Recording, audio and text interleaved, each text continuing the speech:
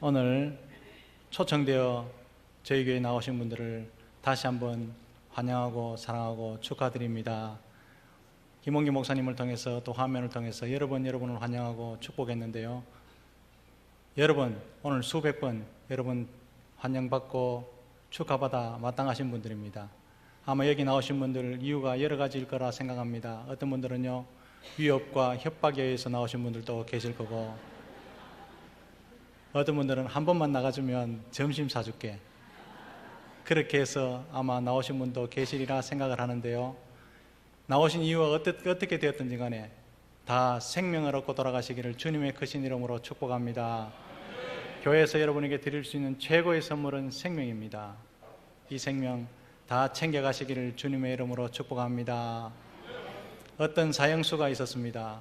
이 사형수가 얼마나 흉악했는지요.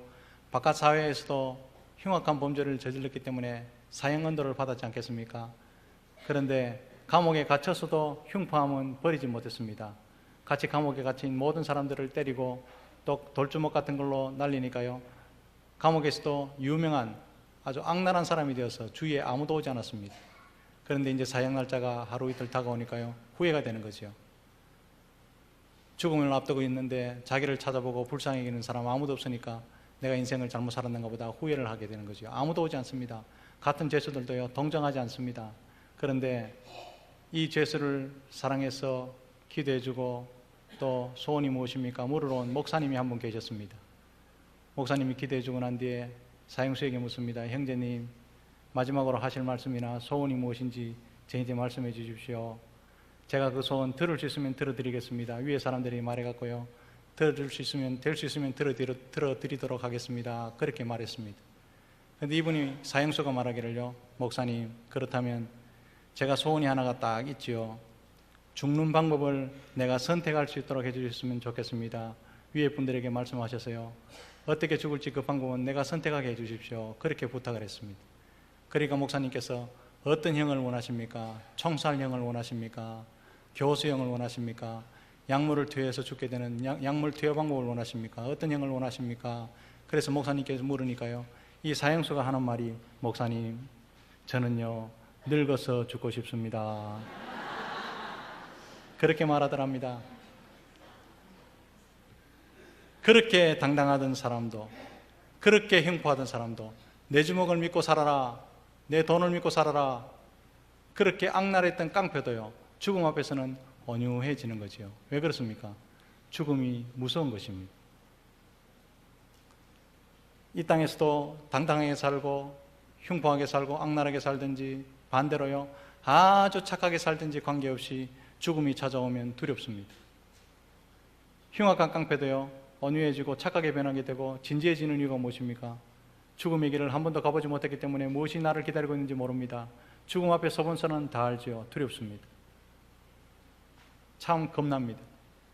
지금 죽음 이후의 세계에 무엇이 있다고 분명히 우리 종교성을 갖고 있기 때문에 알고 있는데 무엇이 있는지 잘 모릅니다. 그래서요 100여 명, 100명에게 다 물어봅니다. 세상에서 인간에게 가장 두려운 것이 무엇이고 가장 공포스러운 것이 무엇입니까? 물어보면요 100여 명, 100 다 같이 대답하죠. 죽음입니다. 죽음이 멀리 있다고 생각하는 사람은 그렇게 대답하지 않을 수도 있겠지만, 죽음이 가까이 있고 죽음 앞에 한 번이라도 서보고 중병이 걸린 사람은요 죽음이 얼마나 두려운지 우리는 몸소 체험하고 되고 느끼게 되는 거죠. 그래서 죽음 앞에는요 깡패도 온유하게 변하고 착한 사람도 떨리게 되고, 그게 죽음입니다.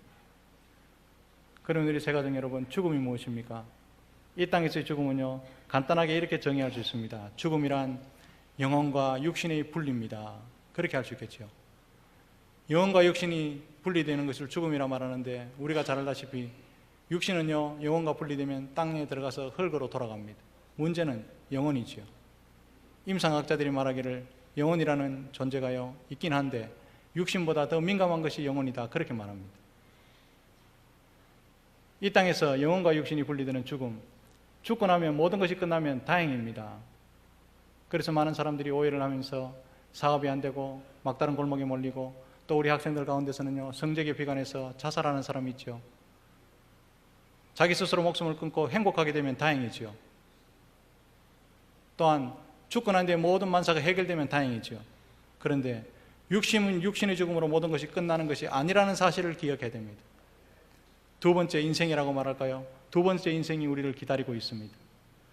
어떤 죽음은 천국 가서 영생을 준비하게 되는 정말 복락을 누리는 인생이 있는가 하면 이 땅에서 준비가 잘못된 사람은요, 영원히 지옥 행벌에서 고통을 당하게 되는 두 번째 죽음이 있죠.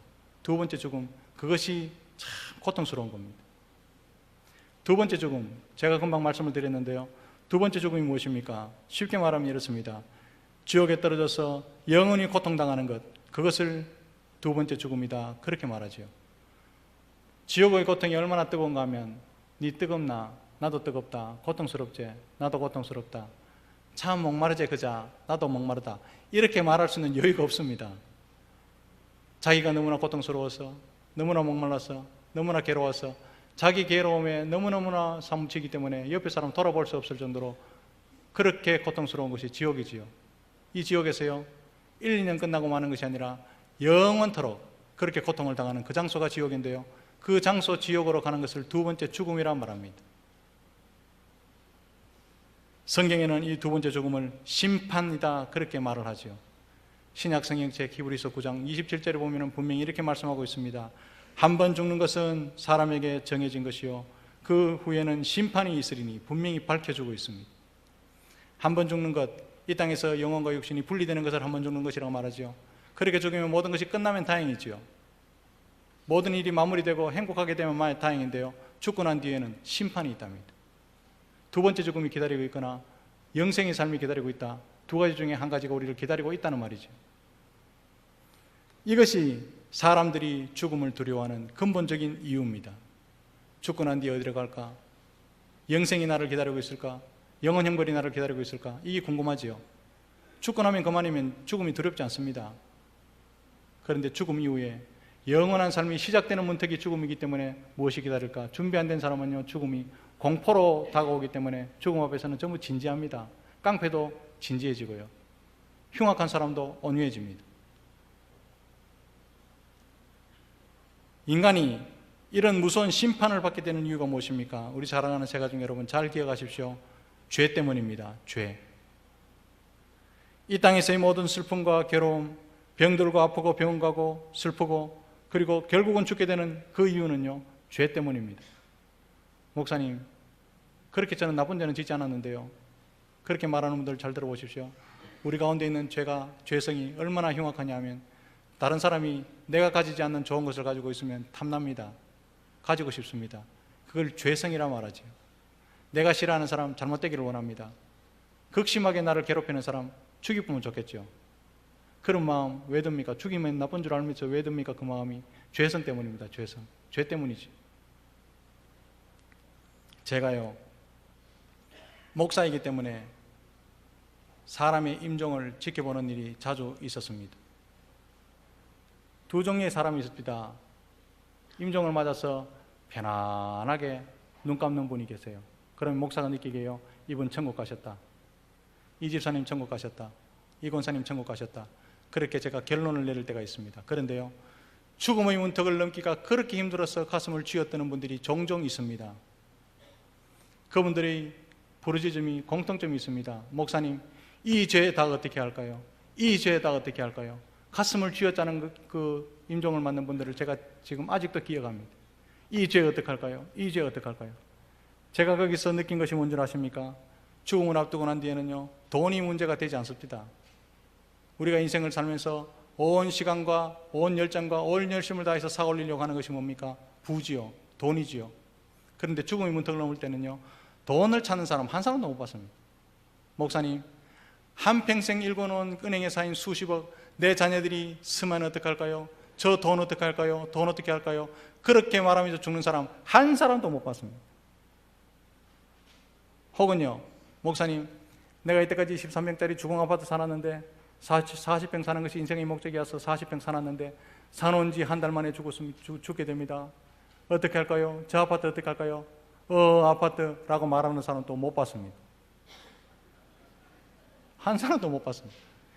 그렇게 인생을 투자하면서 아파트 사고 땅 사고 돈 샀는데요, 죽음 앞에서 돈, 부동산, 땅 하면서 땅 죽는 사람 못 봤습니다. 죽음의 문턱에서는요, 돈도 필요 없고 땅도 필요 없고 권력도 필요 없고 명예도 필요 없습니다. 단 한 가지, 죄 문제가 가장 큰 문제라는 사실을 제가 깨달았습니다. 죄를 해결하지 못하니까요, 눈을 못 감아요. 다음 그 인생이 기다리고 있으니까, 제2의 인생이 기다리고 있으니까 눈을 못 감을 돼요. 그런데 심각한 문제가 무엇이냐면요, 인간은 스스로 이 죄값을 다 갚을 수가 없다는 겁니다. 우리 사랑하는 어머니 아버지들은요, 자녀를 위해서 물질을 투자하고 시간을 투자하고 눈물을 투자하면서 자녀를 양육하지 않습니까? 자녀를 위해서 모든 것을 다 줄 수 있지만요, 문제는 자녀의 죄값을 대신 치르는 부모님은 없습니다. 왜냐하면 부모님도 죄인인데요. 부모님 죄도 자신이 어떻게 할 수 없는데 자녀의 죄값을 갚는다? 천만의 말씀입니다. 이 땅의 인간들이 다 죄인인데 누가 누구의 죄값을 대신 갚아주겠습니까? 자기 죄도 못 갚습니다. 또한 인간은 스스로 어리석어서 내가 스스로 돌을 닦아서 죄를 없애보겠다. 어떤 사람은 출가하죠. 저는 출가라고 말하지 않습니다. 가출이라고 말하죠. 집에서 가출해서 산으로 가서 수양하고 돌을 닦고 돈을 많이 벌고 출세를 한다고 해서 죄값을 다 갚을 수 있는 것도 결코 아닙니다. 사랑하는 우리 새가족 여러분, 인간은 아무리 똑똑해도, 아무리 많이 배워도, 아무리 돈이 많아도, 반대로요, 돈이 없어도, 어리석게 살아도, 착하게 살아도요, 그냥 두면 다 멸망할 수밖에 없는 연약한 존재고 불쌍한 존재가 인간이라는 사실을 기억하시기를 바랍니다. 하나님께서 그냥 놔두면 제2의 죽음, 영원한 형벌을 받을 수밖에 없는 인간이 너무너무 불쌍해서 그 처지를 잘 아는 하나님께서 인간을 사랑하셔서 구원의 길을 열어놓으셨습니다. 그것이 바로 구세주 예수 그리스도를 믿는 길이라는 사실을 기억하시기를 바랍니다. 오늘 읽었던 본문 말씀에 이렇게 되어 있죠. 믿는 자는 영생을 얻었고 심판에 이르지 아니하나니 사망에서 생명으로 옮겼느니라. 예수 그리스도, 이분은요 사람이 아닙니다. 도덕 시간에 배웠던 4대 성인 중에 한 사람 아닙니다. 이분은 원래 하늘에 계셨던 하나님이셨습니다. 그러나 높고 높은 보좌, 찬란한 하늘 보좌를 버리시고 인간의 몸을 입고 이 땅에 오신 그 하나님의 이름이 예수님입니다. 우리가 갚을 수 없는 죄값을 대신 갚아주시려고 오신 그 하나님의 이름이 예수님이십니다. 그리고 우리 죄값을 실제로 다 갚아주신 사건이 십자가에서 나를 대신해서 죽어주신 사건이라는 사실을 기억하시기를 바랍니다. 이 십자가 때문에 죽음에서 생명으로 옮겨주고 구원을 받게 된다는 사실을 부디 믿으시기를 주님의 이름으로 축복합니다.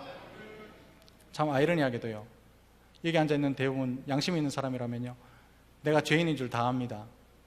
죄인, 나는 죄인 맞죠? 죄성도 있습니다. 그래 말하는데요, 한 사람 톡 찍어서 권사님 죄인입니다. 그래 말하면요, 정말 싫어합니다. 사람이 죄인인 줄 알면서요, 죄인입니다. 집사님 죄인입니다. 이래 말하면요, 인상이 찌그러지기 시작합니다. 두 번 또 죄인입니다 말하면요, 목양실에 찾아와서 목사님 그런 설교하지 마세요 이제. 그래 말합니다. 그까지는 양반이죠. 죄인인 것을 인정하는데 당신은 죽을 죄인입니다 이래 말하면요, 신경질 내기 시작합니다. 목사님 저는 죄인인 줄 알지만 죽을 정도의 죄인은 아닙니다 이래 말하더라 이겁니다.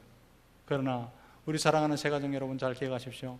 죄인입니다 이 소리가 듣기 싫든지 듣기 좋든지, 화가 나든지 화가 나지 않든지, 신경질을 내든지 죄를 인정하든지 인정하지 않든지, 죄인인 인간은요 이 십자가에 달리신 예수를 믿어야 살 수 있다는 사실을 기억하시기를 바랍니다. 이 방법밖에 없습니다. 사랑하는 오늘 새로 오신 초청되어 오신 새가족 여러분, 우리 성도 여러분, 구원의 문제는 얼마나 열심히 믿었느냐 이게 아닙니다. 얼마나 많은 돈을 갖다 바쳤느냐, 얼마나 열심을 내고 시간을 투자했느냐 이 문제가 아니고요, 구원의 문제는 무엇을 믿었느냐 이 문제에 달려있다는 사실을 기억하시기를 바랍니다. 세상에는요 우리를 구원해 줄 것처럼 미혹하는 것들이 얼마나 많습니까? 문만 박차고 나가면 종교잖아요. 신흥 종교도 생기고요, 요즘은요 스타워즈를 믿는 그런 종교도 있답니다. 기가 막혀서 말이 안 나오죠. 그 영화입니다. 영화. 스타워즈를 믿는 종교도 생겼답니다. 이런 종교 저런 종교 수만 가지 종교가 있고 일본에는요 800만 가지의 신이 있답니다. 그러나 답은 오직 한 가지, 예수 그리스도뿐임을 믿으시기를 바랍니다. 사도행전 4장 12절 말씀에 보면 다른 이로서는 구원을 받을 수 없나니 천하 사람 중에 구원받을 만한 다른 이름을 우리에게 주신 일이 없음이라 확실하게 선언합니다. 우리 예수님도요, 이 땅에 오셔서 요한복음 14장 6절에 말씀하시기를 내가 곧 길이요 진리요 생명이니 나로 말미암지 않고는 아버지께로 올 자가 없느니라 분명히 말씀합니다. 세상에 똑똑한 사람들이 종교다원주의를 만들어내서 이 종교도 저기 종교도 맞고 둘러가나 질러가나 서울만 가면 된다 이렇게 가르치는데요, 그게요 미혹하는 영들입니다. 내가 곧 길이요 진리요 생명이니, 영어로 보면요 I am the way, 그때 더가요 only입니다. I am only way, 난 오직 한 가지 길이다 이거죠. 아버지께로 갈 수 있는 오직 한 가지 길, 예수밖에 없음을 믿으시기를 바랍니다. 사랑하는 우리 새가족 여러분, 한번 깊이 묵상하시고 생각해 보십시오. 세상의 인간들이 숭배하는 많은 신들 중에 인간을 불쌍히 여겨서 자기의 높은 자리, 숭배받는 자리에 거기를 위해서 내려온 신이 누가 있습니까? 높은 숭배받는 자리에서 낮고 천한 인간의 자리에 온 그런 신이 있습니까? 반대죠. 사람들이 신을 찾아가지요. 그런데 신을 찾아간 사람 중에요, 신을 만났다는 사람 한 사람도 못 만났습니다. 그러나 우리 예수님은 인간이 불쌍해서 친히 인간의 몸을 입고 인간을 친히 찾아오시고 만나주신 분이 예수 그리스도임을 믿으시기를 바랍니다. 예수 그리스도가 십자가에서 내 죄값을 다 갚아주셔서 나를 구원해 주셨다는 사실을 믿으시기를 주님의 이름으로 축복합니다. 이것은요 이해할 수 없어도 사실입니다. 죽음을 앞둔 어느 중환자가, 예수를 잘 믿던 중환자가 목사님이 신방 갔을 때 이렇게 말합니다. 목사님, 저는요 죽음이 참 두렵습니다. 목사님은 죽음 저편에 무엇이 있는지 다 아십니까? 아신다면 저에게 좀 가르쳐 주세요. 그렇게 떨리는 목소리로 이야기를 했습니다.